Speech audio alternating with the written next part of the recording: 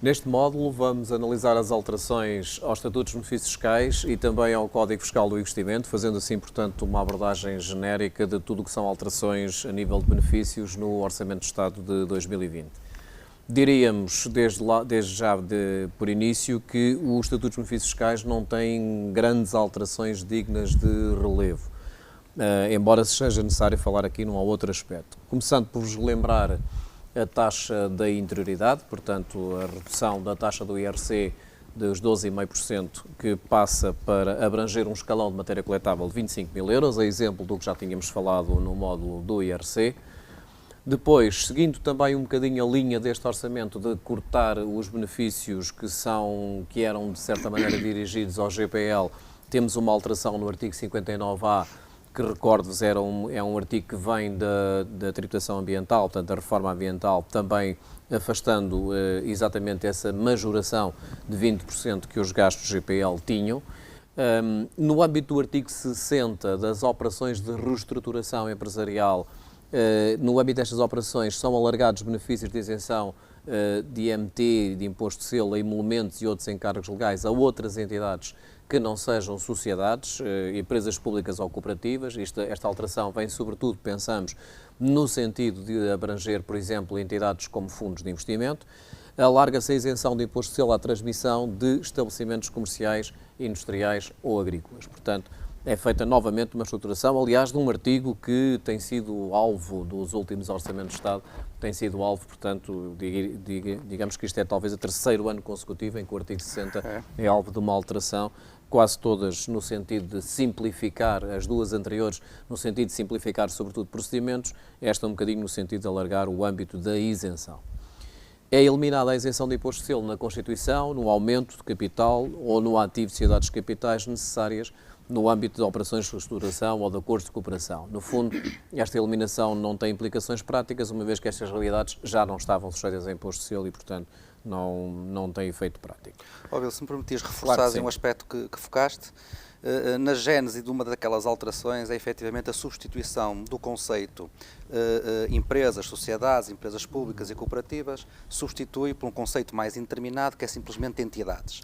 E na base disto certamente está um entendimento da AT em que considerou que a fusão de dois fundos de investimento imobiliário não estava abrangido por este benefício do artigo 60, porque os fundos de investimento imobiliário, não tendo personalidade jurídica, não se encaixariam em nenhum destes conceitos. Daí o alargamento para este conceito mais amplo de entidades. Que no fundo vem abranger praticamente todos os conceitos de sujeito passivo, porque o fundo de investimento efetivamente não tem personalidade jurídica, mas é um sujeito passivo de IRC por ser um património autónomo e, portanto, penso que sim, de facto, que esta alteração vem esclarecer esse ponto.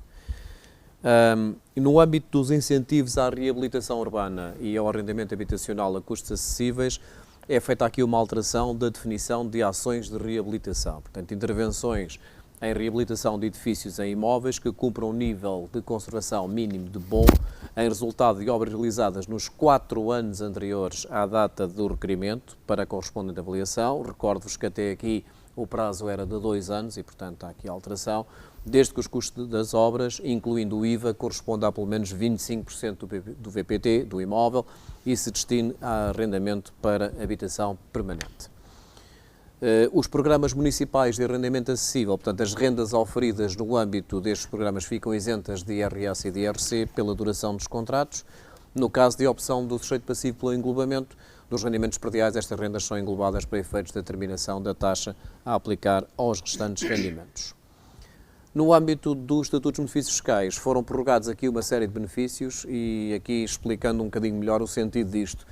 Efetivamente, esta prorrogação é para mim um bocadinho preocupante. Estas sucessivas prorrogações de benefícios fiscais são um bocadinho preocupantes e passando a explicar isto um bocadinho melhor. Para clarificar o âmbito disto. Porque é que estes benefícios estão a ser prorrogados? Estes benefícios estão a ser prorrogados porque realmente estão caducados desde 1 de janeiro de 2020 e, portanto, não sendo prorrogados, nós ficaríamos sem estes benefícios no Estatuto dos Benefícios Fiscais. Convém, se calhar, explicar-vos um bocadinho porque é que chegámos a este ponto. Reparem, nos Estatutos dos Benefícios Fiscais, e convém separar desde já o Estatuto do Código Fiscal do Investimento, para não colocarmos aqui todos os benefícios, mas os Estatutos de Benefícios Fiscais têm um marco histórico em Portugal extremamente importante, que é o ano 2007. O ano 2007, o orçamento de 2007, foi um orçamento que fez aqui uma reestruturação de todo o Estatuto com uma dimensão bastante apreciável.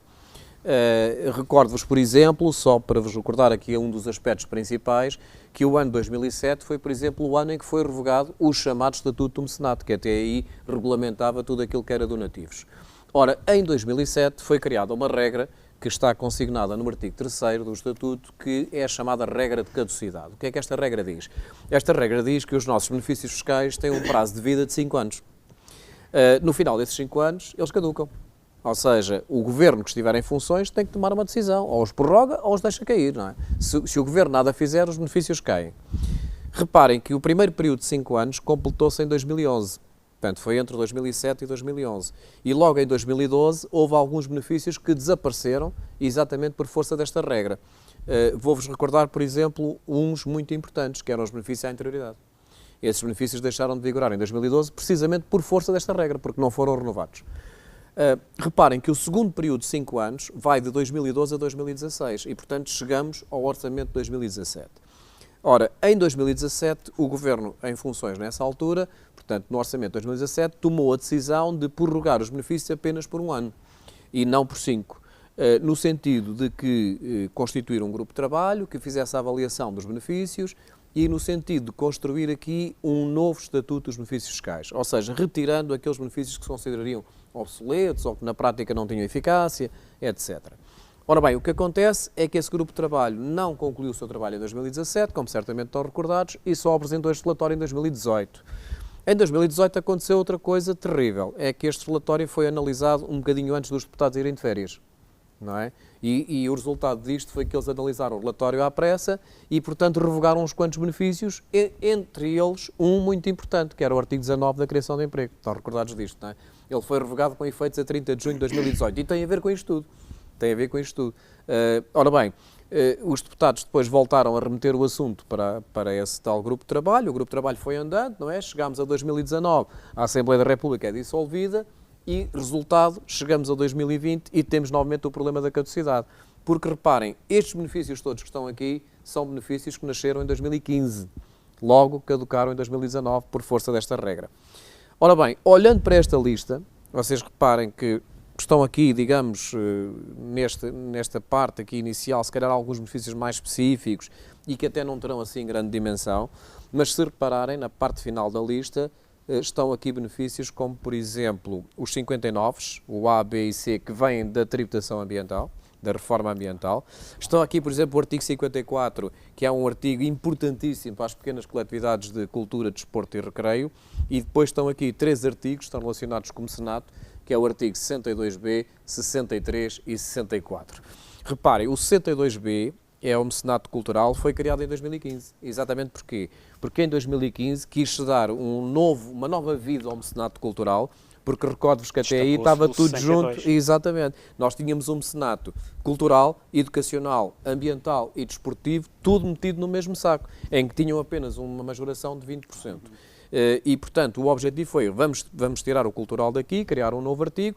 Aliás, é um artigo até bastante mais moderno, com uma noção de mecenato bastante mais moderna, em que muitas vezes prevalece a iniciativa e não a pessoa propriamente dita. Portanto, as iniciativas podem ser, portanto, relevantes para efeitos do mecenato e, portanto, isto é altamente preocupante, porque enquanto este relatório não é concluído, enquanto não temos um novo Estatuto dos Benefícios Fiscais, todos os anos vamos andar nisto, porque cada ano que passa, mais benefícios vão caducar. Estão a ver? Reparem, por exemplo, o artigo 63, que está aqui. Se este artigo não for renovado, isto significa, pura e simplesmente, que qualquer dedução, qualquer donativo feito por uma pessoa singular, deixa de ter relevância no IRS. Estão a ver a importância disto? E nós estamos, reparem, 17, 18, 19 e 20, 4 orçamentos consecutivos a ver isto a ser empurrado para a frente. Portanto, eu confesso que tenho estado bastante preocupado com isto e acho que em 2020 isto é um assunto que tem que ter total prioridade. Essa equipa, se calhar, trabalha em conjunto com aquela que está encarregue de rever as taxas do IVA nos serviços de alimentação. Provavelmente sim, porque essa autorização legislativa... essa autorização legislativa devem trabalhar em equipa. Mas, enfim, só para vos dar esta nota e também para perceberem um bocadinho melhor o contexto, como é que chegámos aqui, uma vez que isto é um assunto que vem de 2017. No Código Fiscal, aqui temos uma autorização legislativa, mas enfim, não vou dedicar muito tempo, porque isto vem na sequência de coisas anteriores e vamos ver se ela é concretizada ou não. No âmbito do Código Fiscal do Investimento, eu diria que tem aqui uma das alterações principais deste orçamento. Porquê? Naturalmente que ela vem reforçar algo que já há muito tempo eu venho defendendo e que eu acho que é muito importante nós transmitirmos aos empresários. Os benefícios fiscais têm que ser claramente planeados. Ou seja, nós não podemos estar a pensar em benefícios fiscais em cima da modelo 22, como eu costumo dizer. Os benefícios fiscais, sobretudo estes que estão dirigidos a investimentos, têm que ser planeados. E reparem que esta alteração é fundamental por um motivo. Aliás, eu acho que esta alteração caracteriza, na minha opinião, um dos pontos fundamentais deste orçamento. Todos vocês certamente já se aperceberam que estamos perante um orçamento que não tem alterações muito estruturais. Isto não muda tudo. Há aqui alterações, algumas até interessantes, já discutimos até algumas, mas não é provavelmente um orçamento daqueles que muda tudo e mais alguma coisa. Mas este orçamento tem uma característica importante e daí o facto de esta publicação tardia do orçamento ter também ligado a isto. É que este orçamento tem aqui, eu diria, 2, 3 alterações cujo conhecimento tem que ser imediato. Ou seja, embora isto seja um orçamento, muitas vezes nós olhamos para os orçamentos e dizemos, ok, isto é interessante, mas só vai ser aplicado em 2020, portanto, só vai ter efeitos para o ano que vem, etc. Não, este orçamento tem aqui duas ou três alterações que têm efeito imediato. Por exemplo, o IRS tem aqui uma alteração que tem efeito imediato, porque o programa, aquele IRS jovem, tem efeito imediato nas retenções na fonte. Portanto, assim que o orçamento entrar em vigor, eu já tenho que saber aplicar aquilo. E aqui tem uma alteração que, na minha perspectiva, tem efeito imediato. Porquê? Reparem, o que é aqui alterado? É que o prazo que eu tenho para investir, os valores que eu coloquei numa reserva especial para investimento, no âmbito de uma DLRR, passa de 3 anos para 4. Ok, até aqui tudo bem. Só que reparem que ele vem acompanhado de uma norma transitória, que diz que este prazo é aplicável aos prazos em curso. Ora, reparem o seguinte, quais são os prazos em curso? Esta é que é a questão. E aqui temos que recuar um bocadinho no tempo. Reparem, este prazo que tem aqui foi alterado no Orçamento de 2018. Nós até 2017 tínhamos um prazo para investimento de 2 anos. Ora, o prazo de 2 anos já terminou, porque as reservas constituídas em 2017 estavam relacionadas com investimentos que tinham que ser concretizados até 2019, inclusive. Agora reparem, todas as reservas feitas a partir de 2018 já vão beneficiar do novo prazo de 4 anos. Ora, isto altera claramente a minha perspectiva de investimento. Além de que me vem permitir uma coisa diferente, um melhor aproveitamento dos benefícios fiscais. Porque vocês reparem no seguinte, se eu fizer uma reserva em 2018, 19, 20 e 21, posso fazer um único investimento em 2020, cujo valor, pela sua dimensão, me permita utilizar 4 benefícios durante 4 anos consecutivos. Isto, na minha perspectiva, é que é um claro e bom aproveitamento do que é um benefício fiscal. Agora, isto não se compadece com decisões de última hora. Isto tem que ser planeado, na minha perspectiva. Porque essa, de facto, era uma das grandes dificuldades. Aliás, eu recordo perfeitamente, e falei disso também muitas vezes, quando tínhamos um prazo de apenas 2 anos para concretizar o investimento, muitas vezes a otimização, até porque o investimento gerava-nos uma dedução à coleta potencial que depois não conseguimos aproveitar porque excedemos o máximo de coleta produtível. E uma forma de otimizar a DLRR é, efetivamente, havendo possibilidade para implementar o investimento em mais de 1 ano, às vezes até, ou por um lado antecipar, ou por outro lado atrasar, para eu constituir reserva em mais de 1 ano consecutivo e aproveitar, dentro dos limites, o máximo de coleta dedutivo. Do benefício, exatamente. Efetivamente, com mais 1 ano, encontramos aqui esta solução que pode ser uma nova visão prática da coisa, que é usar coletas de mais do que 1 ano, concentradas num investimento em menor tempo, que irá mais ao interesse daquilo que é a reestruturação das empresas, a criação de estabelecimentos, ao contrário da dificuldade anterior que tínhamos, que era, eu até aqui só conseguiria otimizar melhor se dilatasse investimento no tempo, para passar a reserva, parte da reserva para um ano seguinte. Exatamente. E é ótimo e saúda-se, de facto, esta alteração. Reparem que há aqui outro pormenor que me leva exatamente a dizer-vos isto, que esta alteração é uma alteração com efeitos imediatos, porque reparem, muitas das reservas de 2019 não estão constituídas. porque este benefício, não diria exclusivamente, mas eu acho que ele está muito detalhado para que esta reserva seja constituída no momento da aprovação das contas. E, portanto, daí a necessidade de tomarmos conhecimento imediato desta alteração, porque isto pode influenciar uma decisão de investimento a mais longo prazo e pode até permitir, claro, logicamente, se eu tiver coleta para isso, de constituir aqui uma reserva de maior dimensão. Portanto, é destas alterações que eu acho é positiva, mas tem que ser também absorvida, digamos, um bocadinho mais rapidamente. Ao contrário desta, na minha perspectiva, desta outra alteração que tem aqui, que é o montante máximo da reserva. Eu acho muito sinceramente que isto não tem efeito prático. Já vem na senda de alterações anteriores, em que se vem engordando sucessivamente o montante máximo da reserva. Eu acho que não tem efeito prático por uma razão. Reparem, não se esqueçam que a DLRR é um benefício para PMEs. Claro. Eu não estou a ver uma PME com 12 milhões de lucro. Porque reparem, com 12 milhões de lucro, estaríamos a falar de uma empresa cujo volume de negócios seria certamente muitíssimo mais elevado, o que faria com que ela não fosse PME. E, portanto, nunca poderia absorver este benefício. Eventualmente, o que me parece, e é que nas várias alterações que a DLRR tem aqui, que há uma preparação num caminho futuro. Ou seja, a DLRR termina em 2020, mas claramente que o Governo está a projetar um outro alcance para a DLRR, se calhar ligado ao novo quadro comunitário de apoio, penso eu. Eu costumo ver aí outra dificuldade, que se continua a acentuar, em complemento a essa, que é quantas PMEs eu tenho com uma coleta que permita absorver 10% daqueles 12 milhões, tendo em conta que eu, na melhor das hipóteses, vou a 50%. Não tem. Não é? Claramente. Portanto, que não. Interligado, Claro, isto claro. é para fazer figura. Claro, um bocadinho. Preparando o tal caminho. A outra alteração que tem aqui é nas aplicações relevantes. Tradicionalmente, a DLRR é um benefício para investimentos, mas investimentos em ativos tangíveis, ou seja, estamos a falar de maquinaria, de computadores, de bens afetos de equipamentos, bens afetos à exploração e também de imóveis que também, de uma forma ou de outra, estejam afetos à exploração. Esta alteração vem passar a contemplar investimentos em ativos intangíveis.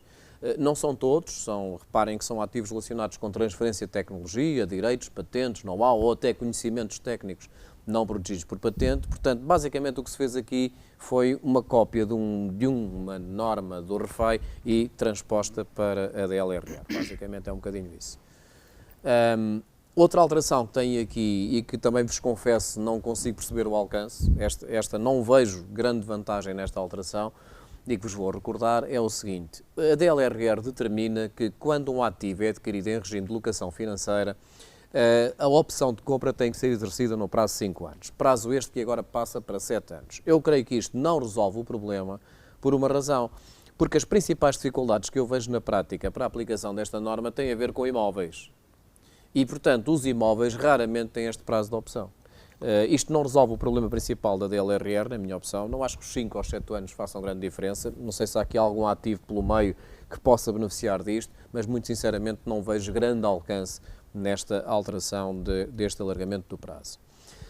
No âmbito da DLRR, existem aqui 2 autorizações legislativas. Vamos aguardar depois pela sua concretização.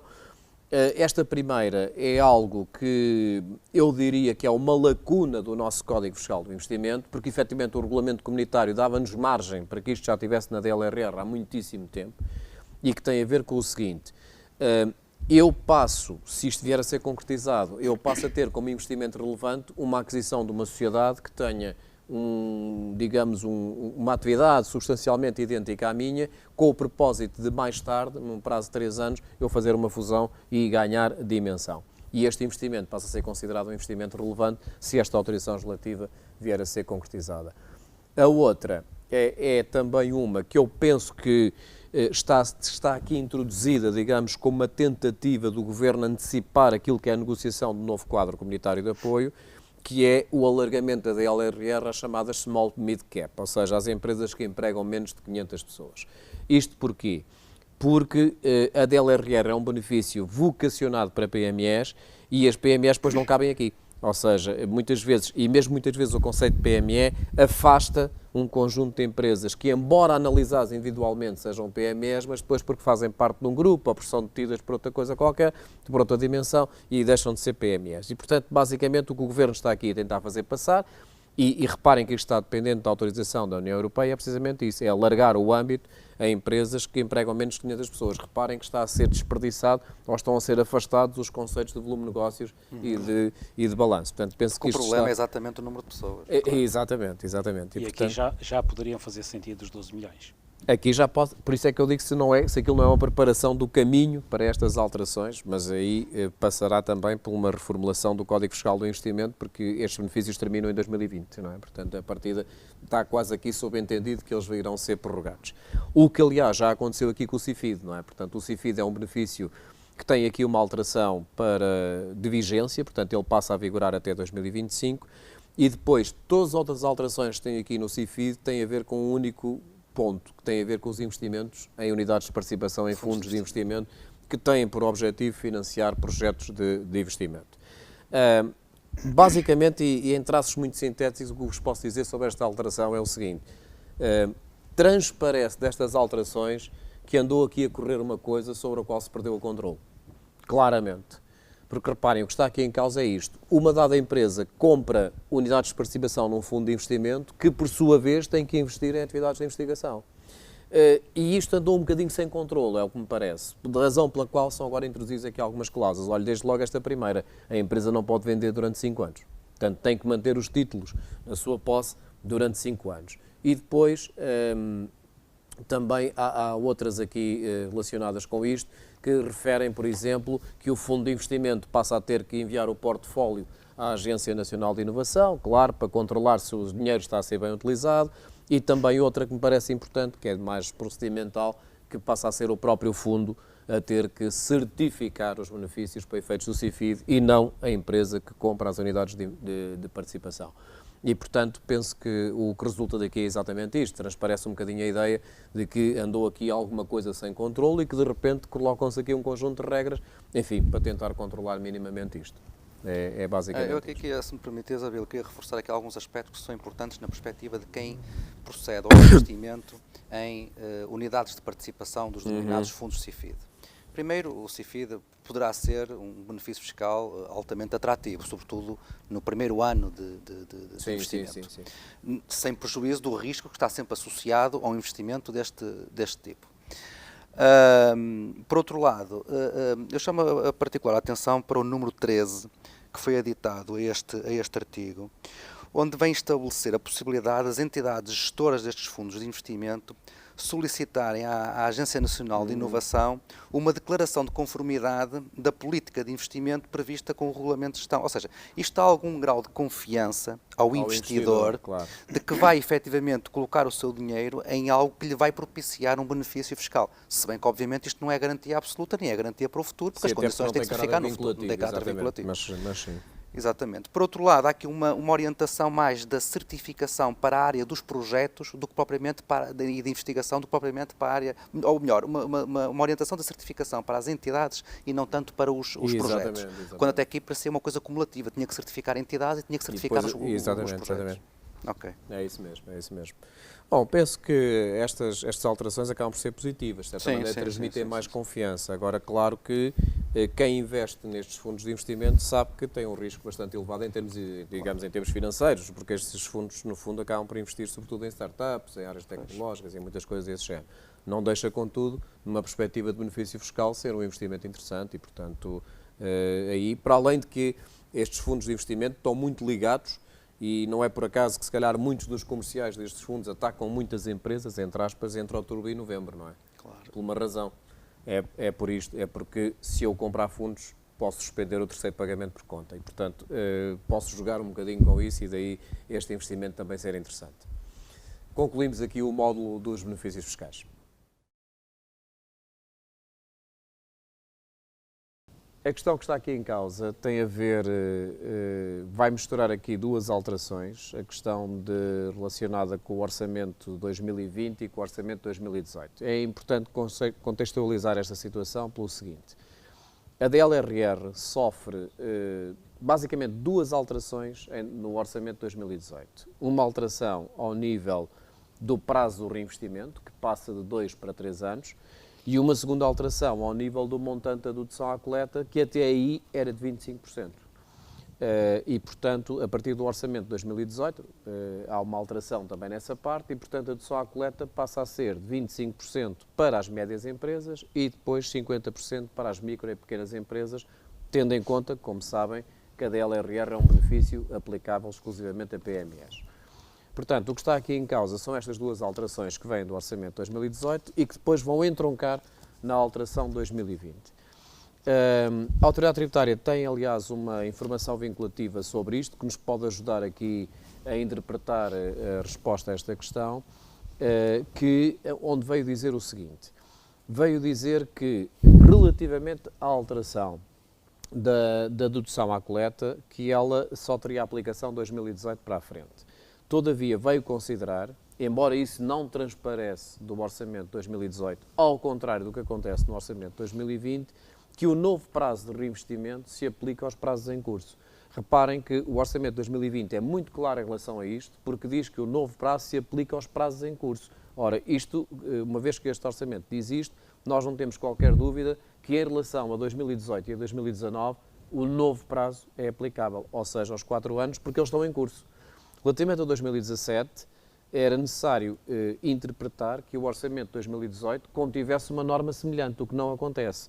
Todavia, essa tal informação vinculativa, é o processo 1593, não estou enganado, 1593, vem dizer que, relativamente ao prazo, se deve interpretar que se aplica aos prazos em curso. Ora bem, se conjugarmos, se aceitarmos que esta interpretação que está vertida nesta informação vinculativa é válida, o prazo de 2017 eram 2 anos, terminaria em 2019, todavia, se esta interpretação for válida, ele passaria para 3 anos, fruto da alteração de 2018. Como o orçamento de 2020 vem, por sua vez, dizer que se aplica aos prazos em curso, ele passaria a ter 4 anos, ou seja, neste caso, aceitando que esta informação vinculativa, e até porque tem uma interpretação bastante mais favorável ao sujeito passivo, e diríamos que o 2020 está dentro do prazo de investimento, ou seja, cumpriria de facto o prazo relativamente a uma reserva constituída em 2017. Esta questão tem a ver que está diretamente relacionada também com uma das alterações do Orçamento de Estado, portanto que se trata do agravamento da base tributável, do coeficiente aplicável no regime simplificado relativamente ao alojamento local das áreas de contenção, porque só aí, portanto, esta questão só aqui é que se poderá ser colocada em nível de regime simplificado, porque no caso do regime geral esta questão não tem consequências nenhumas, as regras de tributação serão as mesmas, e aqui acontece que esta sociedade tem um imóvel dentro da zona de contenção, neste caso concreto o imóvel que está localizado na Avenida Almirante Reis, e tem um imóvel fora da zona de contenção. Ora, esta questão não é nova, isto é uma questão que já tem sido colocada noutras áreas do regime simplificado, nomeadamente perante os sujeitos passivos que têm rendimentos de vendas e prestações de serviço em simultâneo. Portanto, o que acontece aqui é que têm que aplicar 2 coeficientes diferentes, ou seja, relativamente aos rendimentos gerados pelo imóvel que está situado em Benfica, aplicarão o coeficiente que estava já em vigor e que não tem qualquer consequência, portanto 35, e relativamente ao imóvel localizado na Avenida Almirante Reis, que está abrangida pela zona de contenção, este sim sofrerá um agravamento de tributação fruto da alteração do artigo 86b, que está previsto, portanto, neste Orçamento de Estado para 2020. Ou seja, aqui estamos perante um caso em que temos que aplicar 2 coeficientes diferentes, como já acontece noutras circunstâncias, conforme já referi, sobretudo quando há uma conjugação de atividades que têm coeficientes diferentes, como o caso, por exemplo, da coexistência de prestações de serviços ou da atividade hoteleira, com vendas em simultâneo. E, portanto, aqui o que será isto? Obviamente que isto provavelmente irá dar origem a uma alteração do anexo do regime simplificado aplicável no IRC. Terá que haver aqui um ajustamento. Ou até algo que já poderia acontecer, mesmo só com atividades de alojamento local, se estivéssemos a exercê-las no mesmo empresário, com modalidades diferentes. Com modalidades diferentes, com um exatamente. hostel. Claro, exatamente. E uma moradia. O sujeito passivo poderia ter um hostel e em simultâneo um apartamento e, portanto, aí teria o coeficiente 15 e coeficiente 35 em simultâneo. A mesma atenção. É isso. Em relação a esta questão que está aqui colocada relativamente à entrada em vigor e, portanto, o que está aqui em causa tem a ver com o desagravamento da tributação autónoma, com o aditamento do novo número 15 ao artigo 88, Mais uma vez, o que está aqui em causa é um dos aspectos que foi abordado durante a apresentação, que é a aplicação da lei no tempo, ou seja, como é que nós vamos interpretar a entrada em vigor desta norma. Efetivamente, o que está aqui em causa, o facto que determina o agravamento da tributação autónoma é o facto de uma entidade, neste caso um sujeito passivo, ter ou não prejuízo fiscal num determinado período. Portanto, é este facto que determina se há ou não agravamento de uma tributação autónoma. Portanto, na minha opinião, ocorrendo este facto em 2020, a norma será aplicável. Ou seja, no caso, o que vai acontecer aqui é que uma empresa que inicia a sua atividade em 2019, obviamente que só vai poder beneficiar de um ano desta norma, porque em 2020 está no seu segundo ano de atividade. Naturalmente que daí para a frente, ou seja, qualquer entidade que inicie a atividade a partir de 2020 já beneficiará nos 2 primeiros anos do desagravamento da tributação autónoma. Portanto, a minha opinião sobre esta questão é esta, portanto, em relação à entrada em vigor desta nova norma de desagravamento.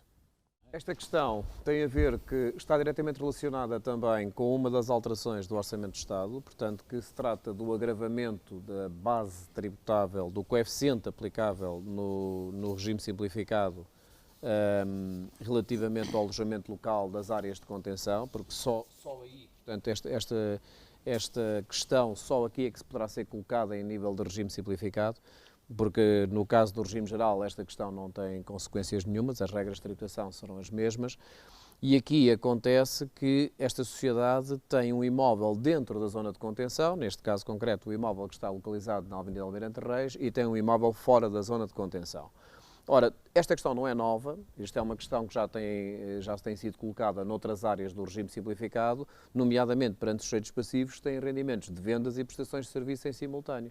Portanto, o que acontece aqui é que têm que aplicar 2 coeficientes diferentes. Ou seja, relativamente aos rendimentos gerados pelo imóvel que está situado em Benfica, aplicarão o coeficiente que estava já em vigor e que não tem qualquer consequência, portanto 35, e relativamente ao imóvel localizado na Avenida Almirante Reis, que está abrangida pela zona de contenção, este sim sofrerá um agravamento de tributação fruto da alteração do artigo 86b, que está previsto, portanto, neste Orçamento de Estado para 2020. Ou seja, aqui estamos perante um caso em que temos que aplicar 2 coeficientes diferentes, como já acontece noutras circunstâncias, conforme já referi, sobretudo quando há uma conjugação de atividades que têm coeficientes diferentes, como o caso, por exemplo, da coexistência de prestações de serviços ou da atividade hoteleira, com vendas em simultâneo. E, portanto, aqui que será isto? Obviamente que isto provavelmente irá dar origem a uma alteração do anexo do regime simplificado aplicável no IRC. Terá que haver aqui um ajustamento.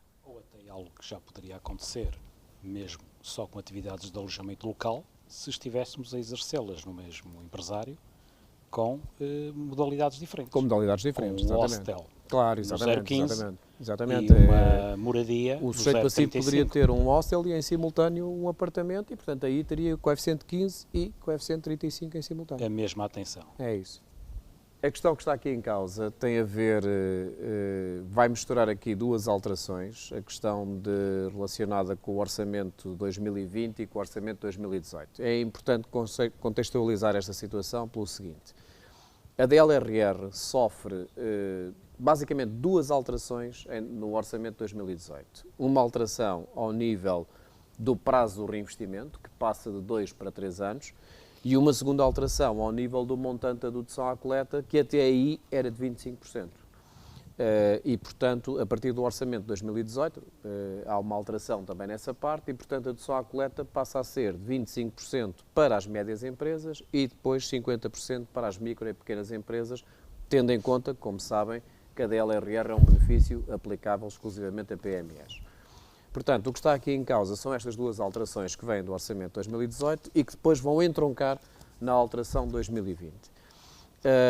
A Autoridade Tributária tem, aliás, uma informação vinculativa sobre isto, que nos pode ajudar aqui a interpretar a resposta a esta questão, onde veio dizer o seguinte.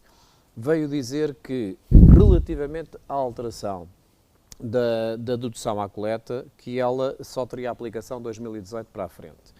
Todavia, veio considerar, embora isso não transparece do Orçamento de 2018, ao contrário do que acontece no Orçamento de 2020, que o novo prazo de reinvestimento se aplica aos prazos em curso.